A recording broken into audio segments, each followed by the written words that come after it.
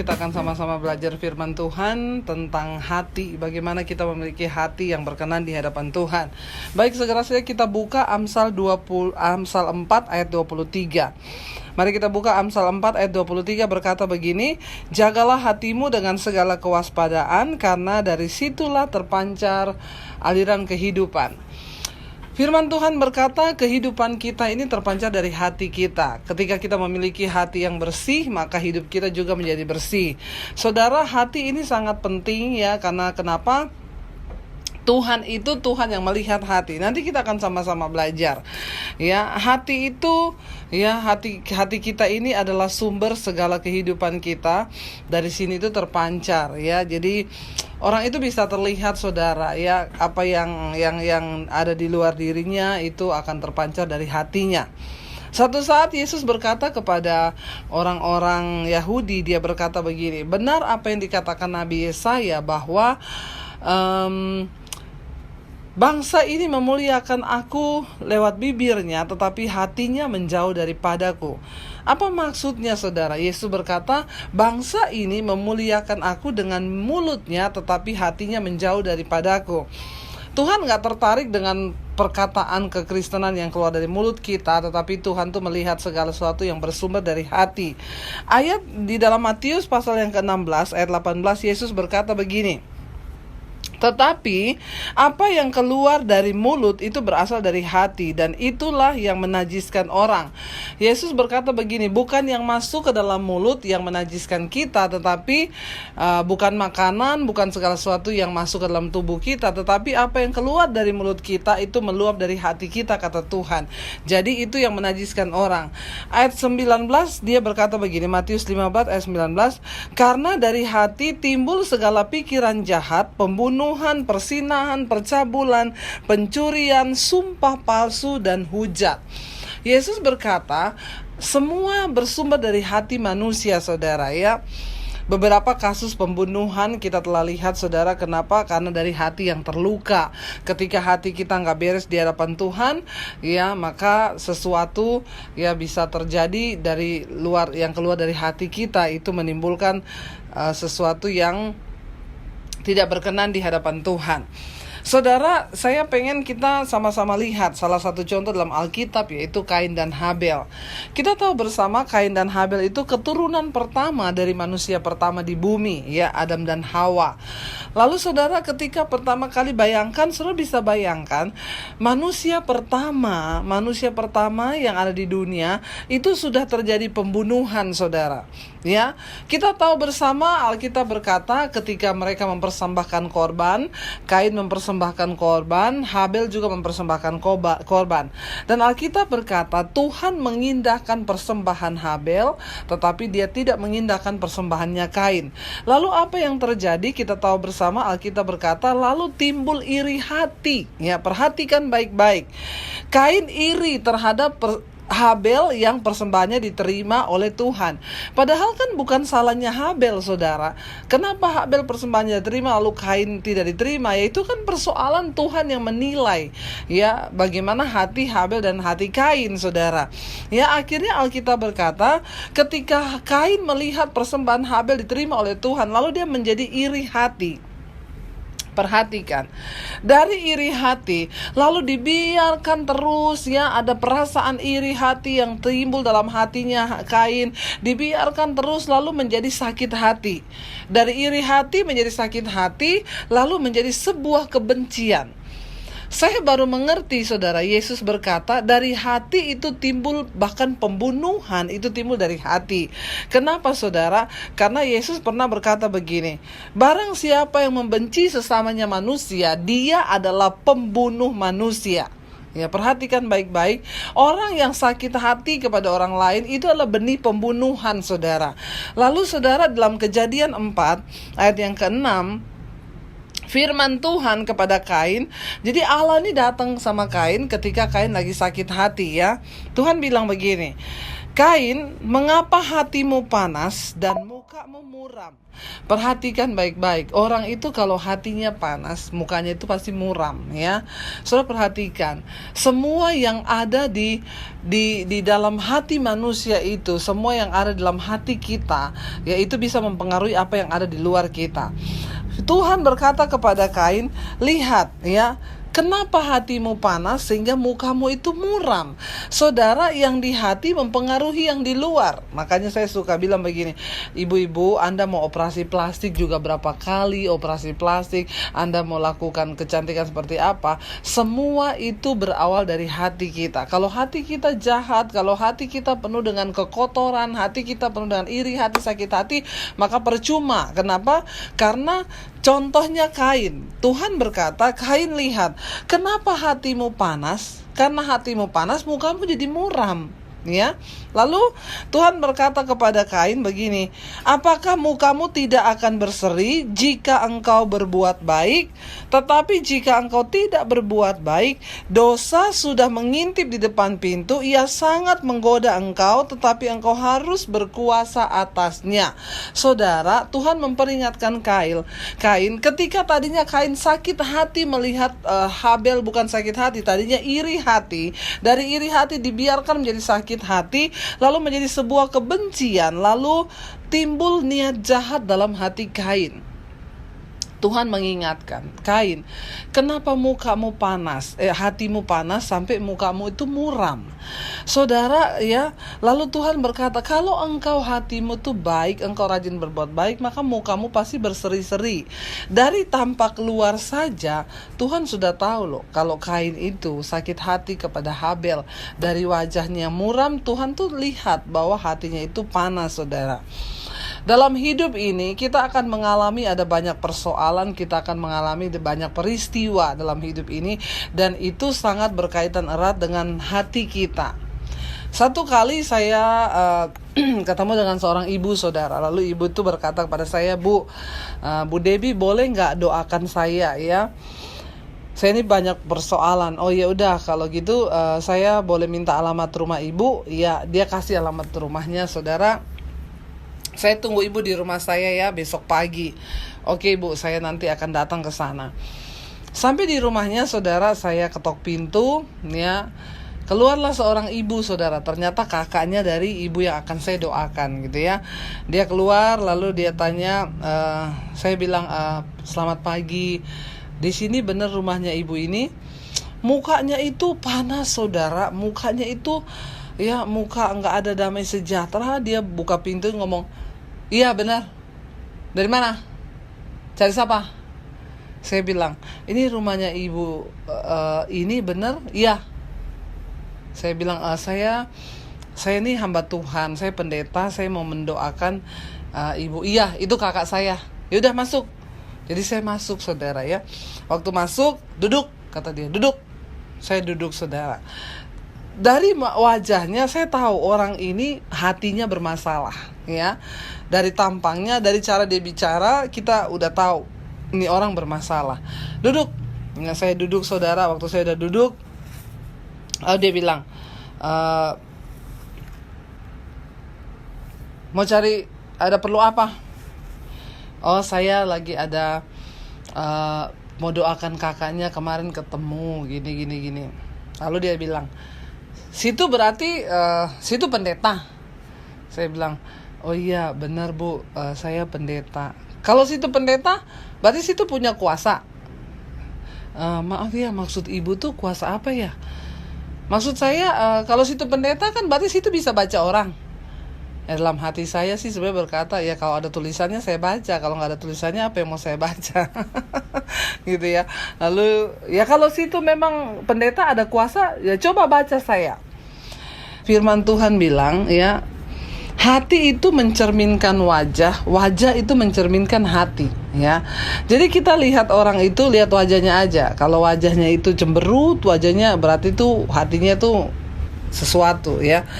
Lalu saya, karena dia bilang begitu, jadi saya bilang, Bu maaf ya, karena ibu suruh saya baca, ibu maaf banget, saya harus ngomong, ibu kayaknya banyak persoalan ya, kayaknya ibu punya banyak kekecewaan dalam hatinya ibu. kayaknya ibu banyak menyimpan kepahitan, kebencian. Maaf ya karena ibu suruh saya ngomong. Lalu tiba-tiba waktu saya habis ngomong gitu, saya juga berjaga-jaga nih saudara ya. Saya lihat ini, saya berdoa dan berjaga gitu ya. Karena ini orang sakit hati begini, ya agak-agak kayak sakit jiwa juga ya saudara. Jadi waktu saya ngomong gitu, ya saya juga berjaga-jaga. Jangan sampai dilakukan apa-apa, ya saya ambil langkah 1000 lah ya. Jadi saya lihat ya, kalau dia dijamah Roh Kudus mesti nangis nih. Tapi kalau enggak, wah bisa melayang asbak nih di muka saya. Saya tunggu saudara, tiba-tiba dia diam, dia nunduk, lalu tiba-tiba nangis. Lalu tiba-tiba, iya bu, saya tuh banyak masalah. Saya dikecewakan bu, bukan sama orang lain. Saya dikecewakan sama keluarga saya sendiri, orang-orang terdekat sama saya. Waktu dia mulai nangis, saya tahu, yes, Roh Kudus bekerja. Akhirnya saya rangkul dia, saya rangkul ibu ini, lalu saya bilang, ibu, Tuhan mengasihi ibu. Apapun ya yang pernah dilakukan oleh keluarga ibu, Tuhan sayang sama ibu dan kasihnya cukup. Dia nangis saudara, lalu saya berdoa buat dia, saya peluk dia, ibu rasakan kasih Tuhan, saya peluk. Ya lalu dia mengalami pemulihan, dia mengalami lawatan Tuhan setelah nangis, lepas semua plong yang ada dalam hatinya. Habis itu dia mulai tersenyum saudara ya. Dia bilang, ibu terima kasih ya. Malah dia jadi pasien pertama saya, kakaknya belum selesai mandi. Ya ibu terima kasih, dia bilang ya, saya rasa lega sekali. Jadi ibu ini karena dia mengalami banyak tekanan dalam hatinya, lalu dia tidak ada pelampiasan, gak ada yang layani selama ini. Dia juga mungkin tidak mengenal Tuhan dengan benar. Ya jadi itu disimpan. Bayangkan kepahitan, sakit hati, iri hati, kebencian yang disimpan, itu saudara akan melahirkan, akan menjadi sebuah karakter ya. Makanya ketemu dari mana? Siapa? Lalu siapa? Ya saya ngerti gitu ya. Lalu setelah selesai saya doakan, mulai senyum dia. Lalu dia mulai tanya, ibu mau minum apa? Gitu ya. Mau minum kopi nggak bu? Ya saya jawab aja iya. Ya kalau sekarang saya berani jawab saudara, iya bu boleh kopi ya. Tapi kalau dia tanyanya gini, minum apa? Hah? Kopi apa teh? Jangan jawab saudara, nanti yang keluar kopi pakai sianida. Bisa mati ya saudara. Ya pentingnya hati. Yesus berkata, dari dalam hati itu timbul kejahatan, pembunuhan. Kita pernah tahu dulu ada kisah ya, seorang wanita yang membunuh sahabatnya dengan menaruh racun sianida dalam kopinya saudara. Kenapa itu bisa terjadi? Karena ada hati yang terluka, karena ada hati yang kecewa, karena ada hati yang terluka, lalu itu pembunuhan itu terjadi. Saya juga bahkan pernah melihat sebuah berita di televisi, ada seorang ibu yang nekat membunuh suaminya saudara. Padahal kalau lihat tampang ibu itu, dia bukan tipe yang kayak preman gitu ya, yang rambutnya apa, enggak. Ibu itu dia pakai jilbab ya, mukanya juga muka halus, bukan tampang pembunuh. Tapi ketika ditanya sama polisi, ibu kenapa rela bunuh suami ibu? Dia tikam pakai pisau dan akhirnya suaminya mati. Dia bilang, saya sakit hati. Kenapa? Karena suami saya berselingkuh ya. Lalu saya sakit hati, akhirnya saya bunuh. Saudara perhatikan, apa yang Yesus katakan itu benar. Yesus berkata, dari dalam hati itu bisa timbul pembunuhan. Kita lihat peristiwa Kain. Ketika Kain iri hati dengan Habel yang persembahannya diterima oleh Tuhan, maka dia membiarkan sakit iri hati itu berkembang menjadi sakit hati. Dan bukan cuma itu, akhirnya menjadi sebuah kebencian yang melahirkan pembunuhan. Yesus berkata, ya, jagalah hatimu dengan segala kewaspadaan, karena dari sanalah terpancar aliran kehidupan. Saudara, Tuhan itu Tuhan yang melihat hati kita. Apapun yang kita lakukan yang terlihat hebat di luar, semua akan kembali di hati. Tuhan menilai hati. Saudara, kita ingat ya kisah ketika Saul ditolak oleh Tuhan. Ketika Allah sudah menolak Saul karena dia tidak taat lagi kepada Tuhan. Lalu pada saat itu Tuhan berfirman kepada Samuel. Dia berkata, Samuel, aku telah mengangkat seorang yang berkenan di hatiku sebagai penggantinya Saul. Lalu akhirnya Tuhan menyuruh Samuel untuk pergi ke rumah Isai. Di sana engkau akan mengurapi seorang dari anaknya yang sudah aku pilih dan itu berkenan di hadapanku. Lalu kita tahu bersama ceritanya ketika pada akhirnya saudara, ya kakak-kakaknya Daud sudah jalan di depannya dia, kakak yang tinggi, yang ganteng ya, ketika Eliab lewat, lalu Samuel berpikir bahwa ini orang yang akan diurapi Tuhan menjadi raja. Tetapi Tuhan berkata kepada Samuel, Samuel, bukan itu. Manusia melihat apa yang di depan mata, tetapi Tuhan itu melihat hati. Di dalam 1 Samuel pasal yang ke-16 ayat yang ke-7, 1 Samuel pasal yang ke-16 ayat yang ke-7, firman Tuhan berkata begini, tetapi berfirmanlah Tuhan kepada Samuel, janganlah pandang parasnya atau perawakannya yang tinggi, sebab aku telah menolak dia. Bukan yang dilihat manusia, yang dilihat Allah. Manusia melihat apa yang di depan mata, tetapi Tuhan melihat hati. Saudara, kita cuma lihat di depan mata, tetapi Tuhan melihat hati. Penting buat kita hari ini menyadari bahwa apapun yang kita lakukan, kekristenan kita hebatnya seperti apa, kalau hati ini tidak beres di hadapan Tuhan, maka semuanya menjadi sia-sia. Saudara, dalam hidup ini kita pasti akan tentu mengalami banyak proses ya, dengan teman, dengan sesama, dengan keluarga. Saya masih melihat ada banyak orang-orang Kristen yang hidup dalam kepahitan. Mereka hidup dalam iri hati yang dibiarkan akhirnya menjadi kebencian, menjadi sakit hati, lalu putus hubungan persaudaraan, putus hubungan pertemanan hanya karena sebuah kebencian, sakit hati atau iri hati yang kita biarkan begitu saja.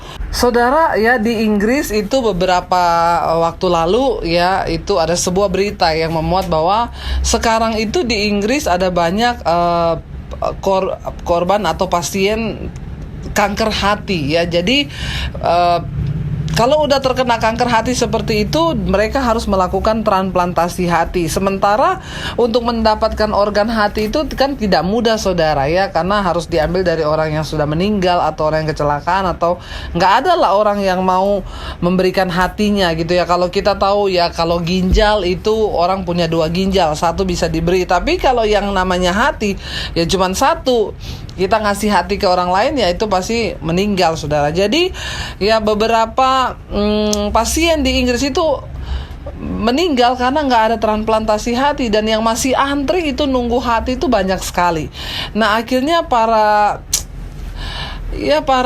ilmuwan, para orang-orang pinter di sana ya, mereka mulai berpikir bahwa mereka harus mencari ya organ pengganti hati manusia. Lalu mereka mulai membuat penelitian, dan akhirnya apa yang ditemukan, mereka mendapatkan, saudara, bahwa dari semua hewan ya yang ada itu ditemukan hati hewan yang mirip dengan hati manusia itu adalah ditemukan pada babi ya. Jadi hati babi itu yang pertama, dia strukturnya mirip dengan struktur hati manusia, bentuknya, besarnya itu semua hampir sama dengan hati manusia. Lalu para ilmuwan itu berpikir mereka akan mencoba mencangkokkan hati babi itu kepada hati manusia, saudara.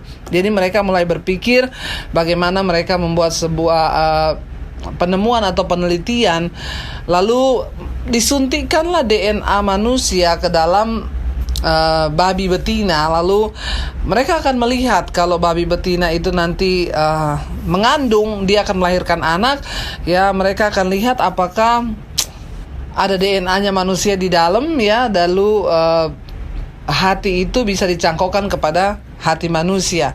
Saudara ya, kalau saya mau bilang sih ini adalah sebuah penelitian yang dalam tanda kutip agak gila ya, saudara. Kenapa? Karena manusia dengan kepintarannya mencoba ya melanggar kodrat Tuhan ya. Yang saya percaya Alkitab bilang hati itu sumber kehidupan. Jadi saudara bisa bayangkan kalau hati manusia diganti sama hati babi, ya itu jadinya apa gitu ya, saudara ya. Orang kita aja ya, hati manusia itu diciptakan Tuhan penuh belas kasihan. Kita kalau lihat orang lapar, kita kasihan. Kita lihat orang yang menderita, kita bisa timbul kasihan itu dari hati. Nah, saudara bisa bayangkan kalau hati manusia diganti sama hati babi, ya saya takutnya kita lihat orang menderita cuman gini-gini. Namanya juga hati babi, saudara ya. Jadi saudara, ya dunia ini semakin gila, dunia ini semakin melanggar kodrat Tuhan gitu ya. Jadi mereka ini penelitian itu lagi dilakukan, saudara ya. Bisa nggak mencangkokkan ke hati manusia? Saudara, kita nih punya hati diciptakan Tuhan ya. Hati manusia itu adalah tempat Tuhan berbicara. Hati manusia ini, Alkitab bilang hati manusia itu tempat terang Tuhan. Hati nurani kita ini Tuhan menyimpan hukum-hukumnya di dalam hati manusia. Ini tempat kita menimbang hati, ini tempat kita mendengar Tuhan berbicara. Dalam hati kita bisa menerima terang yang dari Tuhan. Tetapi hati ini juga bisa disimpan dengan banyak sampah. Nah, hari ini saudara, pilihan kembali lagi ke tangan kita. Firman Tuhan berkata, Tuhan adalah Tuhan yang melihat hati. Firman Tuhan berkata, jagalah hatimu dengan segala kewaspadaan, karena dari sana terpancar aliran kehidupan. Hari ini kembali lagi pilihannya ada di tangan saudara. Kita mau isi hati kita dengan firman Tuhan, ya, atau kita mau mengisinya dengan sakit hati, iri hati, kebencian, kepahitan kepada orang. Tidak ada guna, saudara. Ada banyak orang-orang hidup yang dalam kepahitan. Orang yang hidup dalam kepahitan hati tidak bisa melepaskan pengampunan, menyimpan kekecewaan. Itu orang yang hidup dalam kepahitan itu seumpama orang yang minum racun, tapi dia berharap orang lain yang mati. Nggak bisa, ya. Ketika kita menyimpan kepahitan dalam hati kita, kekecewaan, dan kita nggak bisa lepaskan pengampunan, maka itu akan berpengaruh kepada karakter kita. Sehingga saya dapat telepon, saudara, dari seseorang ibu, Bu Debbie, saya tuh mau didoakan. Kenapa? Saya tuh heran loh, Bu. Saya ini ketemu siapa aja berantem. Di rumah saya berantem sama anak saya berantem sama suami saya. Di tempat kerja saya berantem sama teman saya. Di gereja saya juga berantem sama orang tempat saya pelayanan. Ini orang, saudara, kalau sama siapa dia berantem, ini berarti hatinya tuh nggak beres, ya. Di rumah berantem, sama suami berantem, sama anak berantem, sama teman gereja berantem, sama semua orang berantem. Kita perlu cek kembali, saudara, ya. Apakah ada banyak kekecewaan di hati kita? Apakah ada banyak kepahitan yang masih kita simpan? Saya berdoa, saudara, hari ini firman Tuhan berkata, jagalah hatimu dengan segala kewaspadaan, karena dari sana terpancar aliran-aliran kehidupan. Saudara, jangan biarkan setan mencuri damai sejahtera. Jangan biarkan setan menutup semua kebenaran Tuhan yang ada dalam hati kita, hanya karena kita iri, hanya karena kita kepahitan, hanya karena kita membenci.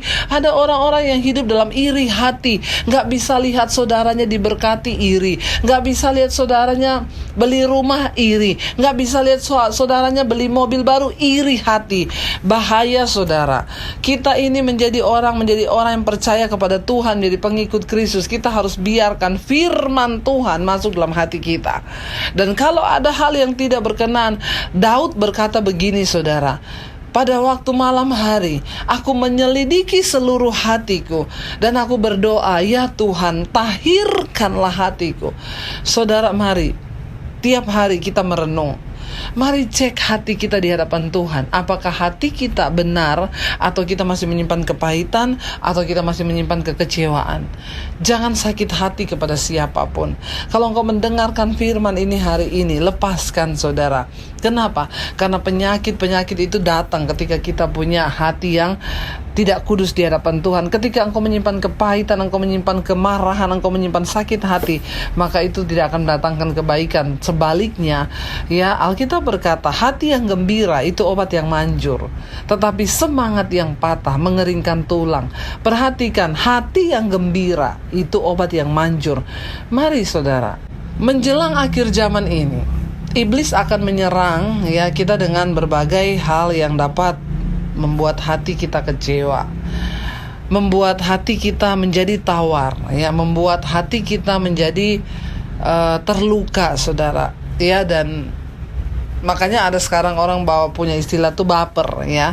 Karena orang-orang gini hari-hari ini, ya, ada banyak orang Kristen yang menang sama setan tapi kalah sama baper, ya. Baper itu bawa perasaan, ya. Apa-apa tuh bawa perasaan, apa-apa sakit hati, apa-apa iri hati, apa-apa benci, ya. Saya berdoa, saudara, hari ini, ya, firman Tuhan bilang Tuhan menaruh hukum-hukumnya dalam hati kita. Iya, saudara, kita telah melihat bagaimana Kain yang hanya karena iri hati kemudian menjadi sakit hati lalu membunuh saudaranya sendiri. Hari ini kita mau belajar, Tuhan, biar Engkau melihat hati kami.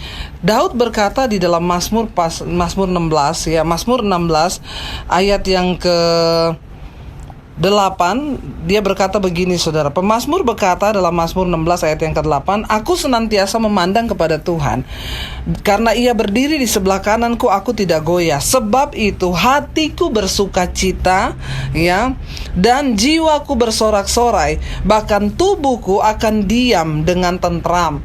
Ya, Daud berkata begini, dia senantiasa memandang kepada Tuhan. Segala persoalan, entah itu tidak enak, entah itu membuat kita tersinggung, karena memang semua yang ada dalam dunia ini sangat berkaitan dengan hati. Sebenarnya kalau kita bisa memenangkan hati kita, semuanya akan baik-baik saja. Tetapi orang yang baper, yang terus membawa segala sesuatu dalam hatinya, itu bahaya saudara. Daud berkata begini, aku senantiasa memandang kepada Tuhan. Jangan terlalu memandang kepada persoalanmu. Jangan terlalu memandang ketika engkau diremehkan, engkau dihina, engkau difitnah, engkau merasa sakit hati. Buang segala sakit hati hari ini saudara. Tanggalkan semua penyakit-penyakit hati kita. Kalau engkau mau berkenan di hadapan Tuhan, di sini kita mau seperti pemazmur. Dia bilang, aku senantiasa memandang kepada Tuhan. Apapun yang terjadi dalam hidupku, aku hanya mau pandang Tuhan. Aku hanya mau pandang kebenaran Tuhan, dan aku mau mengabaikan ya apa yang ada di hati ini. Dia bilang, aku senantiasa memandang kepada Tuhan, sebab itu hatiku bersuka cita. Haleluya saudara. Bagaimana kita tetap bisa menjaga hati kita bersuka cita di hadapan Tuhan? Karena kita tahu firman Tuhan berkata juga, hati yang gembira itu obat yang manjur. Ya saudara, orang yang senantiasa gembira, bersuka cita hatinya, dia akan memiliki tubuh yang sehat, hidup yang sehat. Kenapa saudara? Karena tadi ayat firman Tuhan di Amsal berkata bahwa ya, jagalah hatimu dengan segala kewaspadaan, karena dari hati itu terpancar kehidupan. Kehidupan yang seperti apa?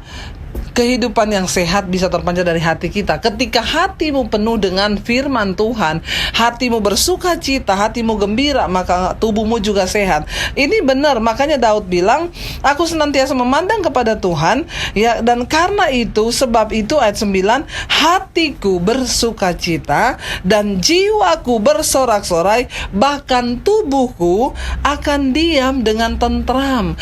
Ternyata untuk bisa hidup dalam damai sejahtera, apa sih saudara kebahagiaan di hidup ini? Bukankah ketika hati kita percaya kepada Tuhan, lalu kita bersukaria kepada janji Tuhan, dan nggak usah peduli dengan apa kata orang, dengan apa sakit hati, dengan iri hati. Udah, hal kita berkata hari ini, ketika hatimu bersuka cita, maka jiwamu bersorak-sorai. Ketika hati bersuka cita, jiwa bersorak, maka tubuhku akan diam dengan tentram. Bukankah ini yang kita rindukan? Hidup kita ini singkat. Ya, hidup manusia di dunia ini singkat. Jadi ketika kita ini tahu hidup kita singkat, apa yang bisa kita lakukan saudara? Hari ini firman Tuhan mengingatkan kita, mari jaga hati kita. Kalau hari ini engkau sedang kepahitan dengan saudaramu, dengan kakakmu, dengan adikmu, dengan iparmu, dengan orang tuamu. Ada orang-orang Kristen yang mengaku Kristen, mengaku percaya Yesus bertahun-tahun, tapi masih hidup dalam kepahitan.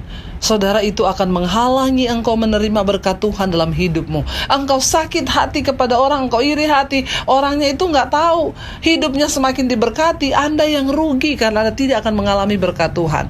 Satu kali saya pernah saudara mendampingi seorang bapak yang dokter vonis dia sudah tidak ada harapan lagi. Dia ada di rumah sakit, di ruang ICU. Semua udah semua organ dalamnya itu sudah kena. Ya, jantung, ginjal, paru-parunya semua udah kena. Lalu dokter bilang, ya kita hanya berserah saja ya, karena ya sudah nggak bisa tertolong dan ya sudah harus berserah sama Tuhan. Lalu Tuhan ingatin saya untuk layani bapak ini kalau dia punya sesuatu di hatinya saudara. Lalu saya tanya, Bapak ada ganjalan apa di hati ya Bapak? Kita berdoa, kita beresin hari ini di hadapan Tuhan. Ya, supaya satu saat ya kita menghadap Tuhan, ya kita ada dalam keadaan yang berkenan. Ya, lalu Bapak ada ganjalan apa di hati? Lalu dia cerita, dia kepahitan sama anaknya, saudara. Karena dulu waktu anaknya menikah, dia nggak setuju. Ya, lalu dia kepahitan sama anaknya dan dia mengutuk anaknya. Waktu dia nggak setuju dengan pernikahan anaknya, dia bahkan berkata, ya lihat saja ya, kamu menikah tanpa restu orang tua, hidupmu tidak akan bahagia. Aku kutuk kamu dan anak-anakmu. Bapak ini padahal Kristen, saudara, tapi itu bisa terjadi. Yang sudah puluhan tahun jadi Kristen, itu terjadi. Akhirnya saya bilang gini, Pak, Bapak mau lihat anaknya Bapak diberkati Tuhan gak? Iya, Bapak harus lepaskan pengampunan. Nggak ada pilihan lain. Lepaskan pengampunan buat anaknya Bapak, dan Bapak juga harus bereskan. Lalu dia bilang sama saya gini, enggak.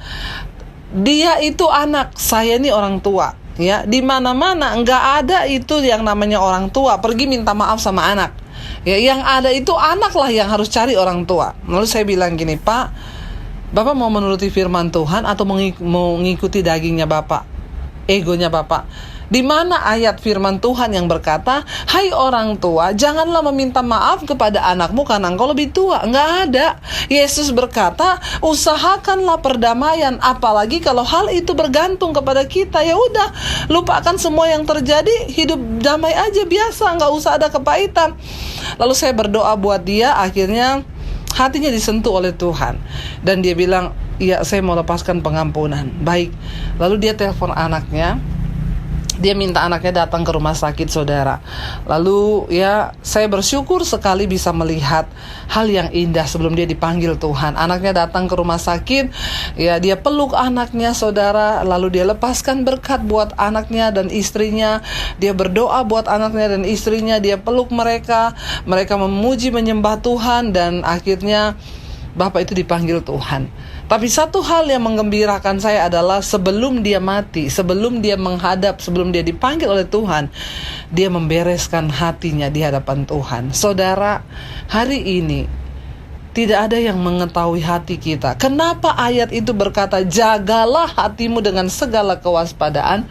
Kenapa, saudara? Karena yang bisa melihat hati itu bukan orang lain. Yang bisa mengerti hatimu, yang tahu posisi hati kita hari ini hanyalah kita dengan Tuhan. Hanya kita dengan Tuhan. Tidak ada orang lain yang tahu hati kita, tetapi hanya kita dengan Tuhan. Yang lain gak tahu. Karena itu kitalah yang harus menjaga hati kita. Saudara, engkau yang mendengarkan khotbah ini hari ini, dimanapun engkau berada, engkau yang tahu posisi hatimu sekarang.